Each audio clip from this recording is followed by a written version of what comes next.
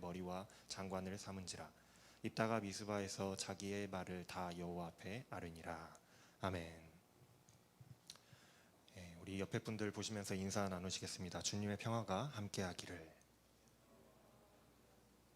주님의 평화가 여러분들과 늘 함께하시기를 바랍니다. 오늘 말씀은 꽤 이해하기 어려운 말씀의 내용을 가지고 있습니다. 오늘 입다의 이야기를 읽어보면은 우리가 이 입다의 이야기를 읽다 보면 우리 속에 이 의문과 또 혼란이 생겨나기 때문에 그래요. 여러분들 사사라고 하면 여러분들은 어떤 이미지가 떠오르시나요? 사사 하면 딱 떠오르는 이미지가 있으신가요? 이스라엘의 지도자, 이스라엘의 영웅, 하나님의 선택을 받은 사람, 하나님의 영으로 충만한 사람, 이런 긍정적인 이미지가 떠오르지 않으시나요? 아마도 대부분의 사람들은 사사라고 하면은 아마 이런 이미지를 떠올리실 것 같아요. 그런데 사사라고 해서 모두가 다 올바른 또 거룩한 충만한 사람들은 아니었다라는 것을 우리는 알아야 하겠습니다. 하나님의 일에 사용되었다라고 해서 모두가 올바른 사람이었다라고 할 수는 없어요.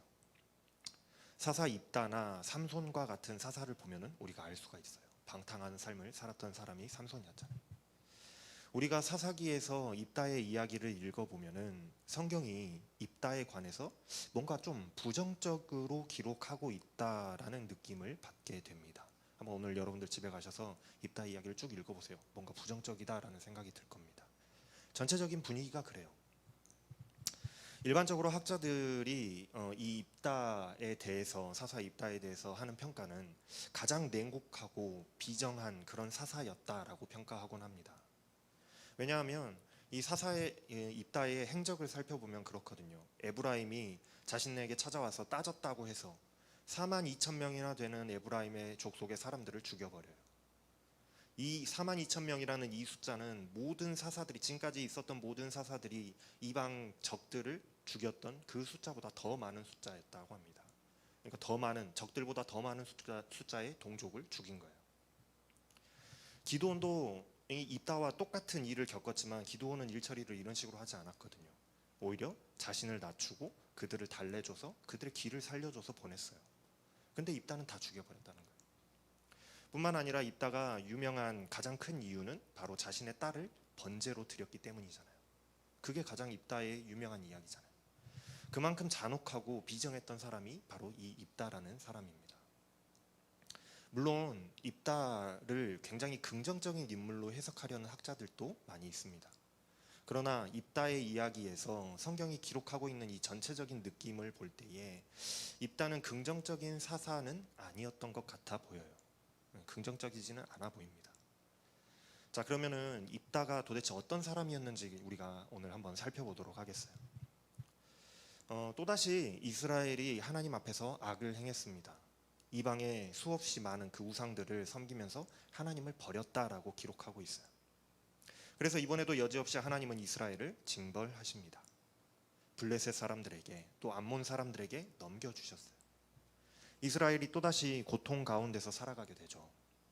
그리고 하나님 앞에서 회개하고 우상을 버리고 하나님만을 섬기기로 하고 다시 돌아서요. 그럼 이제 하나님께 돌아섰으니, 회개했으니 하나님께서 이스라엘을 구해줄 사사를 보내실 때가 됐잖아요. 이제 순서상 그렇게 돼요. 그래서 이제 구원해줄 사사가 필요하겠죠. 하나님께서 이스라엘의 구원을 놓고 마음에 근심하셨다라고 말씀이 기록하고 있거든요. 하나님이 이스라엘을 어떻게 구원할 것인가에 대해서 생각을 하시면서 여러 가지 계획을 세우시면서 고민하셨던 것 같아요. 때마침 므낫세 지파의 길르앗 영토 앞에 이 암몬 족속이 쳐들어왔습니다. 곧 전쟁이 나게 생긴 거예요. 이제 암몬 족속과 전투를 곧 치르게 생겼어요. 그래서 이스라엘 장로들이 모여서 의논하기 시작합니다. 과연 우리 중에 누가 선봉대에 설 것인가? 설전을 벌이기 시작해요. 네가 갈래? 내가 갈래? 누가 갈래? 여전히 이스라엘 장로들은 하나님을 의지하기보다는 자신들의 힘과 또 지혜와 누군가 이끌어줄 영웅을 의지하고 있는 것을 우리가 볼 수가 있어요. 이 위기의 상황에서 이스라엘 백성들이 해야 될 건 하나님께 매달리는 거거든요. 하나님 우리를 살려주세요, 도와주세요 라고 매달려야 되는데 자신들의 계획대로 움직이고 있는 걸 우리가 볼 수가 있어요. 장로들은 선봉에 서는 사람, 그 사람이 이스라엘을 다스릴 차세대의 리더, 차세대의 사사가 될 것이다라고 선언합니다. 그랬음에도 불구하고 누구 하나 선뜻 내가 가겠습니다, 내가 선봉에 서겠습니다라고 나서지를 않는 거예요. 이러한 난감한 상황에서 장로들은 길르앗 출신의 입다라는 용사를 떠올리게 됩니다. 그런데 입다하고 장로들 사이에는 문제가 좀 있었어요. 입다는 길르앗이 기생에게서 낳은 아이였습니다. 성경에는 완곡하게 표현해서 기생이라고 번역하고 있지만 원문에는 창녀라고 되어 있어요. 그러니까 입다의 출생이 매우 비천한 사람이었다라는 것을 알려주고 있는 거예요. 굉장히 비천한 출신이었죠. 하지만 입다는 길르앗의 첫 번째 아들이었던 것 같습니다. 그리고 입다에게는 길르앗이 그 본 부인에게서 낳은 여러 명의 동생들이 밑으로 쭉 있었던 것 같아요. 보통 이런 경우는 어때요? 첫째 아들이 비천한 출신이고 둘째부터 이제 밑에 동생들이 다들 본 부인의 그런 출생이면 보통 이런 경우에는 첫째라고는 하지만 출신이 천하다는 이유, 그것 때문에 대부분은 정상적인 상속자로 인정을 받지 못하잖아요. 여기서도 그게 똑같이 적용이 되는 거예요. 입다도 그랬습니다. 동생들이 너는 다른 여인의 자식이니 우리 아버지의 집에서 기업을 잇지 못하리라 말하면서 입다가 상속받게 될 것을 견제했던 이 배다른 형제들이, 동생들이 입다를 집에서 쫓아냈어요. 그런데 집에서 쫓겨났을 뿐만이 아니라 길르앗이라는 이 공동체 내에서도 쫓겨났다라는 거예요. 왜냐하면 입다는 길르앗을 떠나서 형제들을 피하여 돕 땅에 거주하였다라고 말씀하고 있기 때문에 이 길르앗 지역에서 쫓겨나서 다른 지역으로 가서 살았다라는 거거든요. 고대 이스라엘의 문화나 사회 구조를 우리가 생각해 봤을 때 입다의 출신이 비록 비천한 출신이라고는 하지만 그래도 길르앗의 장자로서 지위와 권리를 가질 수는 있었습니다. 그런데 그 지위를 인정받지도 못하고 집에서 쫓겨났고 심지어는 다른 지역인 이 돕 땅에 가서 거주하게 되었다는 것은 이 입다가 길르앗 공동체에서 쫓겨났다는 것을 의미하는 거예요. 이 공동체에서 쫓겨나는 것은 쉽게 되는 게 아닙니다. 쉽게 쫓아내지 못해요. 아마도 공동체의 장로들조차도 입다를 쫓아내는데 동조했기 때문에 이런 일들이 쉽게 일어났던 것 같아요. 동생들이 쫓아냈다고 해서 공동체에서 쫓겨나진 않거든요. 장로들이 동조했기 때문에 그런 것 같습니다. 고대 이스라엘에서 공동체에서 쫓겨난다는 것은요, 죽음을 의미하는 거였어요. 자신을 지켜줄, 보증해줄 울타리, 그러니까 세력이 없어지는 거예요. 그 세력이 없다는 것은 누가 지켜줄 사람이 없으니 누가 잡아다가 노예로 팔아도 문제가 되지 않고 죽여도 문제가 되지 않는 거예요. 복수할 사람이 없는 거죠. 그래서 죽음을 의미하는 것과 똑같았습니다. 집과 공동체에서 버려진 입다가 이 돕 땅으로 이주해서 살아가게 돼요. 자신을 지켜줄 울타리도 없고 신원을 보증해줄 가문도 없는 사람이 이 타향살이를 하게 되면 어떤 삶을 살아가겠어요? 한번 가만히 생각해 보세요. 어떤 삶을 살아갈까요? 아무것도 없는 밑바닥 인생을 살아갈 수밖에 없었을 겁니다. 그러나 입다의 이야기를 쭉 읽어보면 입다가 용사는 용사였던 것 같아요. 그러니까 여기서 용사라는 거는 뭐 정의의 용사 이런 용사가 아니라 뛰어난 사람이었다라는 거죠. 대단한 사람이었던 것 같아요. 장로들과 협상하는 그 모습을 보거나 또는 암몬 왕과 대화하면서 전투에 대해서 협상하는 내용을 보면은 굉장히 정치적인 수완이 뛰어났던 사람인 것 같고 또한 머리가 좋았던 사람인 것 같습니다. 지혜가 있던 사람인 것 같아요.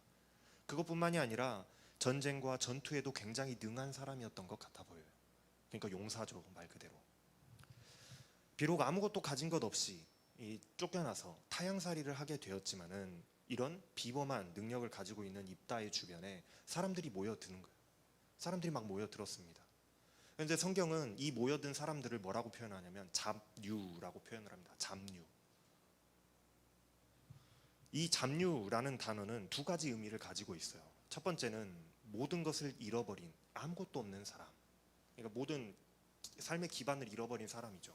입다 같은 사람을 이야기하는 거예요. 또 한 가지는 불량배, 깡패, 산적 같은 무례배를 의미합니다. 성경에 보면 다윗이 아둘람 굴에 있을 때에 다윗의 주변에 사람들이 모여들었어요. 근데 이 사람들이 바로 잡류였습니다. 사무엘상 22장 2절에 보면은 환난을 당한 모든 자와 빚진 모든 자와 마음이 원통한 자가 다 그에게로 모였고 그는 그들의 우두머리가 되었는데 라고 이야기하고 있어요. 아둘람굴에 있는 다윗에게 이 잡류의 사람들, 아무것도 가진 것이 없는 사람들이 모여들었다는 거예요. 이때 여기에서 잡류라는 것은 모든 것을 잃어버린 그런 아무것도 없는 사람들을 이야기하고 있습니다. 좀 긍정적인 의미의 잡류죠. 그런데 입다의 주변에 모여든 이 잡류의 사람들은 조금 다른 의미의 사람들이 모여들었던 것 같아요. 두 번째 의미의 사람들이죠. 마치 입다 이전에 나왔던 아비멜렉의 이야기에 보면은 사사기 9장 4절에 보면 아비멜렉이 돈을 주고 그 잡류의 사람들을 고용을 해요. 근데 그 사람들은 방탕하고 경박한 사람들이었다라고 이야기합니다. 바로 이런 사람들의 잡류의 의미를 이야기하고 있어요. 그래서 입다의 주변에 모여들었던 이 잡류의 사람들, 잡류라고 우리 성경에는 표현되어 있지만 다른 번역 성경에 보면 잡류라고 표현하지 않고 건달패, 비적대라고 표현하고 있어요.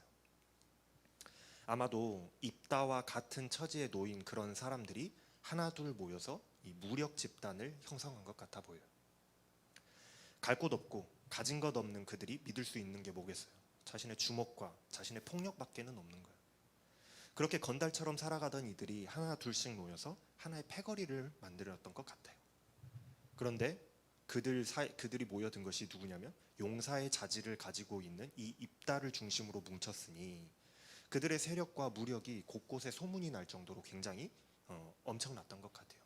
지혜도 있고 능력도 있고 정치 수완도 있고 힘도 있고 전투도 잘하는 이 입다가 이끄는 단체였으니 굉장히 커졌겠잖아요.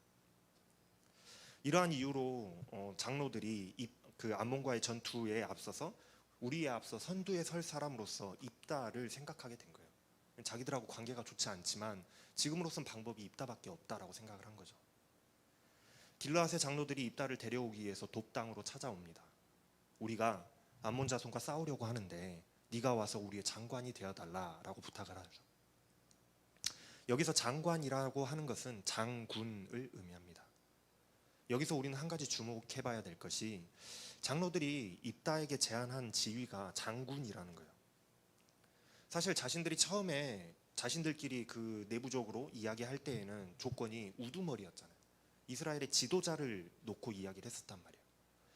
이스라엘의 최고 지도자가 되는 조건을 내걸었었는데 그런데 입다에게 찾아와서는 전쟁에서만 한시적으로 지휘권이 있는 이 장군의 지위를 내놓은 거예요. 네가 우리한테 와서 장군이 되어라. 입다는 그런 전후 사정은 몰랐겠지만 그냥 그 장로들이 싫었습니다. 왜냐하면 자신을 공동체에서 내쫓은 자들이었기 때문에 그래요. 그래서 입다가 이렇게 이야기합니다. 너희들이 나를 미워해서 내 아버지 집에서 쫓아낼 때는 언제고 너희가 어려움을 당하니 나를 찾아왔느냐. 나는 싫다라는 거예요. 아마도 장로들과 이 정치적인 수싸움을 하는 것 같아요. 더 많이 얻어낼 수 있을 것 같으니까 그랬던 것 같습니다. 너희가 궁지에 몰려서 더 큰 걸 가져와야 내가 지금 거기에 응답하겠다라는 계산이 있었던 것 같아요. 머리가 굉장히 비상한 사람이죠. 장로들이 이번에는 그래서 입다에게 우두머리의 그 자리를 제안합니다. 그런데 입다가 그 사람들의 말을 믿지를 않아요. 믿지를 못하는 거죠. 언제 말을 바꿀지 보증이 없기 때문입니다. 그래서 입다는 슬쩍 하나님을 보증으로 내세워요. 내가 너희와 함께 가서 암몬과 전쟁해서 내가 승리하게 되면 내가 너희들의 우두머리가 되는 것을 하나님 앞에서 맹세할 수 있냐라고 물어보는 거예요. 이렇게 해서 입다는 이스라엘의 장군이요 또 우두머리가 되었습니다. 입다가 암몬과 전투를 앞두고 먼저 대화로서 이 상황, 지금 암몬과 전투를 해야 되는 이 상황을 해결해 보려고 시도를 하게 돼요. 암몬 왕에게 사신을 보내서 너희가 왜 내 땅에 쳐들어왔냐라고 물어봐요. 암몬 왕은 자신들의 빼앗긴 땅을 찾으러 왔노라고 화답을 하죠. 이스라엘이 출애굽할 때에 우리들의 땅을 점령했기 때문에 우리들의 땅을 빼앗았기 때문에 이제 우리가 그것들을 찾으려고 한다. 좋은 말로 할 때 내놔라 하는 거예요. 이게 암몬 자손들이 주장하는 이 전쟁의 명분이었습니다. 사실 생각해 보면 맞아요, 그죠?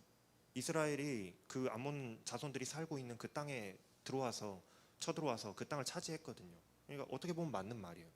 그런데 입다는 암몬 왕의 그 명분을 논리적으로 깨뜨려 버립니다. 머리가 참 좋아요. 입다가 이렇게 이야기하는 거예요. 말은 바로 해라. 우리가 너희들의 땅을 침략해서 점령하지 않았다. 우리가 출애굽할 때에 너희들 건드리지도 않았고 그냥 지나가려고 했는데 너희들이 먼저 우리들을 공격해서 우리 하나님이 너희들을 다 그 땅에서 쫓아내신 것이 아니냐. 그래서 우리가 그 땅을 차지하게 된 거다라는 거예요. 생각해봐라. 너희의 그 신 그모스가 너희에게 차지하라고 땅을 주면 너희들 그거 안 차지할래? 너희들 그거 안 받을래? 할 거잖아. 우리도 하나님이 주셔서 차지한 건데 그게 뭐가 문제냐라는 거예요. 그리고 이미 그 일이 300년이 지난 이야기인데 왜 그때 이야기 안 하고 지금 와서 그 이야기를 꺼내느냐라는 거예요. 내 말이 틀리냐라고 묻는 거죠. 입다가 내세운 논리가 전혀 틀리지 않아요. 입다가 그냥 힘센 단순히 폭력만을 휘두를 수 있었던 그런 건달이 아니었음이 분명합니다. 틀림없어요. 지혜도 있고 정치적인 수완도 있는 사람이었던 것 같아요. 그래서 결국 입다와 이 암몬 왕은 협의를 이루지 못하고 결국 이제 전쟁을 치르게 됩니다. 신기한 건요, 지금까지 쭉 읽어온 우리가 입다의 이야기에서 지금까지 하나님께서 입다를 사사로 세우셨다라거나 선택하셨다라는 말씀이 지금까지 한 번도 나오지 않습니다. 그런데 이제 입다가 전쟁터로 나가는 이 시점에서 하나님의 영이 입다에게 임했다라고 말씀이 간단하게 기록하고 있어요. 좀 의외죠. 이전까지의 사사들은 하나님께서 먼저 그 사사를 찾아가요. 그래서 자신 없어 하는 그 사사에게 하나님께서 힘을 주시고 능력을 주시고 확신을 주시면서 하라고 말씀하시거든요. 그래서 그렇게 세우셔서 이스라엘의 구원자로 삼으셨거든요. 그런데 입다는 이미 장로들과 입다 본인이 협상을 통해서 사사가 되고 난 후에 하나님의 영이 임하게 됐어요. 왠지 느낌이 그럼에도 불구하고 하나님이 입다를 그냥 사용하셨다라는 그런 느낌으로 들려집니다. 이제 뒤에 이야기를 살펴보면 왜 그런 느낌이 드는지 우리가 알 수가 있어요. 여기서부터가 이제 중요합니다. 이제 입다가 전쟁터로 나가게 됩니다. 이때 전쟁터로 나갈 때 이때 입다가 최대의 실수를 하죠. 하나님께 서원을 하는 거예요. 뭐라고 서원하냐면 주께서 암몬 자손을 내게 내 손에 넘겨주시면 내가 평안히 돌아올 때에 누구든지 내 집 문에서 나와서 나를 영접하는 그는 여호와께 돌릴 것이니 내가 그를 번제물로 드리겠나이다. 이런 서원을 했어요. 입다의 이 서원하는 이야기는 신학적으로 굉장히 많은 논쟁거리가 되고 있습니다. 굉장히 많은 논쟁을 낳고 있어요. 왜냐하면 입다의 이 도덕성 때문에 그렇습니다. 사사라는 사람이 이스라엘의 구원자가 인신제사를 드리겠다고 서원하고 있는 것이 엄청난 문제거리가 되는 거예요. 이스라엘에서 단 한 번도 이런 일이 없었거든요. 인신제사. 왜냐하면 입다가 하나님께 인신제사를 약속했고 하나님이 그것을 받으셔서 그 서원을 받으셔서 승리한 거라고 한다면 하나님이 인신제사를 승낙하신 게 돼버리기 때문에 그래요. 이 문제가 입다만의 문제가 아니라 하나님의 문제까지 넘어간다라는 거예요. 그래서 이게 굉장히 큰 문제입니다. 그래서 입다를 긍정적으로 보고 싶어 하는 학자들은 입다의 서원에서 입다가 사람을 번제물로 드리겠다고 말한 적이 없다라고 이야기를 해요. 그를 번제물로 드리겠나이다 라고 말할 때에 여기서 그를이라고 번역된 대명사가 사람을 가리키는 그 대명사로 그를이라고 표현할 수도 있지만 그것, 사물을 가리키는 것이라고 표현할 수도 있다, 해석할 수도 있다라고 이렇게 해석을 하는 거예요. 그런데 이 해석은요 말이 되지가 않습니다. 왜냐하면 이미 그 앞에서 입다는 누구든지 내 집의 문에서 나와서 나를 영접하면이라고 말하고 있기 때문에 그래요. 생각해 보세요. 개선 장군이 전쟁에 이기고 개선 행진을 하면서 성을 들어오는데, 마을로 들어오는데 그것을 축하하러 환영하러 나오는 사람이 누구겠어요? 동물일까요? 그 집에 키우는 개일까요? 염소일까요? 소일까요? 아니면 그 집에 뭐 금은보화, 금부치들이 환영하러 나오겠어요? 아니잖아요. 당연히 사람, 누군가가 환영하러 나오지 않겠어요? 누군가가 나와서 개선 장군을 맞이할 것 아니겠냐는 거예요. 물건이 튀어나와서 영접할 건 아니잖아요. 그러니까 누군지는 몰라도 입다의 마음에 처음부터 나는 누군가를 하나님께 제물로 드리겠다라고 마음을 먹었던 거죠. 그러니까 누군지는 몰라도 처음부터 나서는 놈이 재수가 없는 놈이에요. 그 놈이 걸리는 거예요. 그게 딸일 것이다 라고 입다는 생각하지 못했을지는 모르겠지만 입다의 마음에는 누구든지 한 명은 내가 기필코 하나님께 인신제사로 드리겠다라고 하나님께 서원한 겁니다. 약속을 한 겁니다. 우리가 이 상황을 도대체 어떻게 받아들이고 해석해야 될까요? 인신 제사를 어떻게 받아들여야 될까? 우리는 여기에서 입다의 생각과 또 사람 됨됨이를 볼 수가 있습니다. 먼저 하나님께서 인신 제사를 기뻐하실까를 우리가 한번 생각해 봅시다. 하나님께서 인신 제사를 기뻐하실까요? 우리가 알고 있는 하나님이라면 기뻐하시지 않으시겠죠.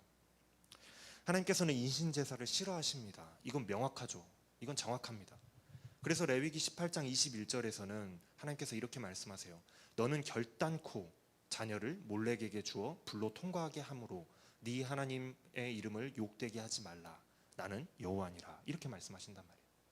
불로 통과하게 하다라는 것이 불길 지나가는 그런 게 아니라 사람을 태워서 드리는 인신 제사를 의미하는 겁니다.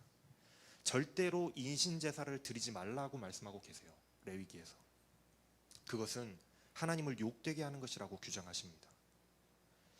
가나안 땅에 여러 이방신들이 있었는데 그 이방신들 중에서 인신 제사를 드리는, 사람을 제물로 드리는 풍습을 가지고 있는 신은 풍습은 몰렉 신을 섬기는 사람들이 행했던 풍습입니다. 하나님께서 몰렉에게 주어 불로 통과하게 하지 말라 하셨잖아요. 그 신인 거예요. 자신의 자녀를 몰렉 신에게 이 불로 태워서 드리는 그런 풍습이 있었어요. 그리고 이런 몰렉 신을 섬기는 민족이 도대체 어느 민족인가 하면 바로 암몬 족속이 이 몰렉 신을 섬겼다라는 거예요.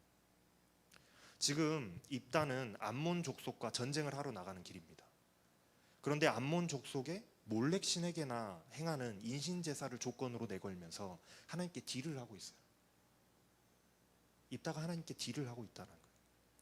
자기 딴에는 자기가 알고 있는 최고의 가치로 딜을 하고 있는 것 같아요. 내가 이기게 해주시면 인신제사, 사람을 제물로 드리겠습니다 라고요. 하나님이 나를 모욕하는 것이다 라고 말씀하시면서까지 하지 말라고 하신 인신제사를 마치 그게 자신이 드릴 수 있는 최고의 것을 드리겠으니 하나님과 나와 거래합시다, 거래하듯이 기브 앤 테이크 하자는 식으로 하나님이 뭘 원하시는지는 물어보지도 않고 자기 혼자 약속하고 도장 찍고 전투에 나가고 있는 이 입다의 모습이 정상적인 신앙인의 모습이냐 하는 거예요. 그 결과가 어떻게 돌아옵니까?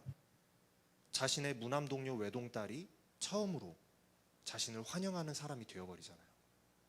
비극이 되는 거예요. 여기서 발생하는 또 한 가지 다른 문제점은 이것이 과연 누구의 책임이냐는 거예요. 하나님의 책임인가 하는 문제가 생겨나게 됩니다. 입다가 승리한 것과 입다가 딸을 번제로 드린 서원한 것을 결국 실행하게 된 것을 하나님이 그의 번제와 그의 서원을 받으신 걸로 우리가 생각해야 되는가, 하나님이 인정해 주신 걸로 생각해야 되는가 하는 하나님의 정의에 대한 문제로 번지게 되는 거예요. 만약에 진짜 입다가 서원한 일이 잘못된 일이라고 한다면 전쟁에 패배하게 만드시거나 아니면 아브라함 때처럼 마지막 순간에 멈춰라고 하셔야 되는 게 아닌가 하는 그런 질문이 생겨난다라는 거죠. 그러나 이것을요, 그 질문을 어렵게 생각할 것이 없습니다. 입다가 하나님의 생각과 말씀은 들어보지도 않고 그냥 마이웨이 했다라고 생각하면 이 문제는 간단하게 해결이 돼요. 무슨 말이냐면 하나님께서 레위기 27장 1절에서 8절 말씀해 보면은 이런 사건에 대해서 어떻게 해결해야 되는지 미리 알려주신 방법이 있어요. 만일 어떤 사람이 사람의 값을 여호와께 드리기로 분명히 서원하였으면 너는 그 값을 정할지니 네가 정한 값은 20살부터 60살까지 남자면 성소의 세겔로 은 50세겔로 하고 기타 등등등등 이렇게 쭉 알려주신단 말이에요. 네가 만약에 사람의 값어치를 하나님께 드리기로 서원을 하면 그거를 사람을 드리는 것이 아니라 환산해서 금전으로 드려라 하고 이미 하나님께서 이거에 대한 해결책을 마련해 주셨다라는 거예요. 만약 사람에 대한 값어치를 계산하여 드리기로 서원했으면 그에 합당한 금액으로 계산하여서 드려야 되는 거죠. 그런데도 입다는 끝끝내 어떻게 했어요? 자신의 딸을 번제로 태워버립니다. 이미 하나님께 서원한 것은 취소할 수 없다는 그런 이유를 내세우면서 자신의 딸을 제물로 드려버려요. 너무나도 비정한 아버지죠. 그래서 잠언 20장 25절에서는 이렇게 말씀합니다. 함부로 이 물건을 거룩하다 하여 서원하고 그 후에 살피면 그것이 그 사람에게 덫이 되느니라고 말씀하면서 함부로 서원하지 말라고 말씀하세요. 나중에 후회하게 될 수 있으니 서원을 함부로 하지 말라는 겁니다. 뒤늦게라도 자신의 서원이 잘못됐음을 깨닫는다면 하나님의 뜻을 묻지도 않고 하나님이 원하시지도 않는 그 서원한 것에 대해서 자신 멋대로 판단하고 결정해서 서원한 것에 대하여 빨리 회개하고 용서를 구해야 정상인데, 심지어 그에 상응하는 다른 것을 금전으로 드릴 수 있는 그런 예시를 이미 하나님께서 주셨음에도 불구하고 결국 자신의 그 완고한 고집 때문에 딸을 불살라 드렸다, 이 말이에요. 과연 이게 하나님이 기뻐하시는 일이겠냐라는 거죠. 하나님이 기뻐하실까요? 하나님은 이러한 서원, 이러한 고집을 기뻐하지도 또 받으시지도 않으실 겁니다. 분명해요. 하나님은 절대 받으시지 않을 겁니다.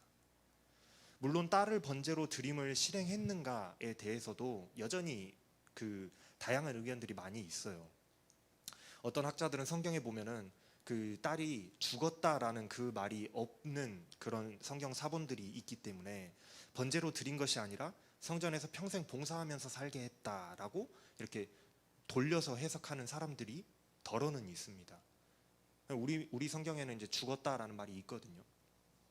그런데 말씀 어디에도 보면은 성전에서 봉사하겠다라는 말이 없어요. 또 입다가 자신이 입으로 뱉은 그대로 행했다라고만 나와 있습니다.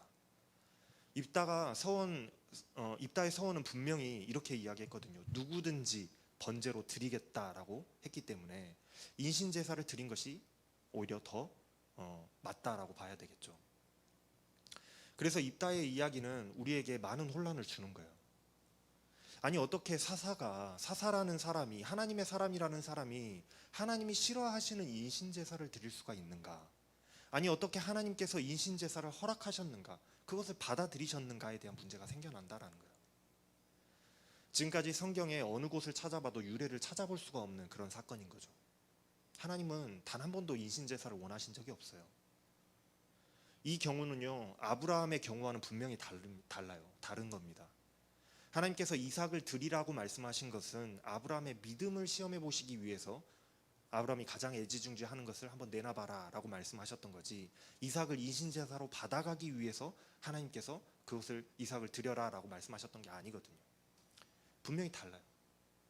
그렇다면 우리가 결론이 도대체 뭔가, 이 입다의 이야기의 결론이 뭔가, 입다가 비록 사사로서 암몬 자손의 손에서 이스라엘을 구원하는 하나님의 그 역할을 담당하기는 했지만 그의 선택, 그의 행동, 하나님의 뜻, 그가 했던 그 서원 자체가 하나님의 뜻은 아니었다라는 사실입니다. 입다는 장로들과 입다 사이의 협약으로 이스라엘의 사사가 되었습니다. 하나님께서는 그렇게 이스라엘의 장군이요 지도자가 된 입다를 그냥 사용하신 거예요. 사용하셔서 단지 하나님의 일을 이루어 가실 뿐이에요. 하나님은 하나님의 일을 하셨을 뿐입니다. 이스라엘을 암몬 자손의 손에서 건져주고자 하신 하나님의 일을 진행시키셨을 뿐이라는 거예요. 단지 그뿐이에요. 입다의 생각과 입다의 서원과 그 방법은 하나님과는 전혀 무관했습니다. 하나님은 입다의 서원과는 전혀 관계없이 이스라엘을 구원하시기 위한 하나님의 계획을 실행하셨을 뿐이에요. 하나님께서 입다를 통해서 인신제사를 받기를 원하셨던 적 한 번도 없으시고, 입다의 제사를 통해서 기쁘다 말씀하신 적 없으세요. 입다의 서원과 행동은 하나님과 전혀 관계없이 온전히 입다 본인의 생각과 본인의 선택과 본인의 결정에 의해서 이루어진 원맨쇼였다라는 거죠. 여러분, 입다는 분명히 대단한 용사의 자질을 타고난 사람이었습니다. 분명히 용사는 용사였어요. 비범한 사람이었다는 거죠. 그리고 하나님의 계획에 사용되어진, 이스라엘을 구원하고자 하는 그 하나님의 계획에 사용되어진 사람은 확실해요. 맞습니다. 입다를 통해서 이스라엘 백성들 구원하셨어요. 그러나 우리가 주의해야 할 것은 무엇이냐? 하나님의 계획에 사용되어질 수는 있지만 하나님의 뜻과 하나님의 그 기뻐하심을 생각하지 않고 내 입장에서 나의 기준과 나의 원칙과 나의 고집에 의해서만 하나님과 거래하려고 하는 사람은 비극을 맞이할 수밖에 없다라는 사실입니다. 이걸 아셔야 돼요. 그래서 예수님께서도 말씀하시잖아요. 너희는 먼저 그의 나라와 그의 의를 구하라 라고 말씀하시잖아요. 하나님이 무엇을 원하시는지, 무엇을 기뻐하시는지를 먼저 한번 생각해 보라는 겁니다. 하나님이 무엇을 기뻐하실까? 만약 있다가요, 하나님께 승리를 놓고 딜을 하기 전에 하나님 나를 승리하게 해주시면 제가 인신제사를 드리겠습니다 라고 이렇게 딜을 하기 전에 하나님이 무엇을 해드리면 기뻐하실까? 하나님이 무엇을 원하실까를 먼저 생각해 봤다라고 한다면 이방신에게, 몰렉신에게나 드리는 그 인신제사를 내가 하나님께 드려야겠다라는 그런 허무맹랑한 발상을 하지 않았을 겁니다. 분명히 그랬겠죠. 그랬다면 자신의 딸을 희생시키는 그런 비극적인 결말을 맞지도 않았을 겁니다.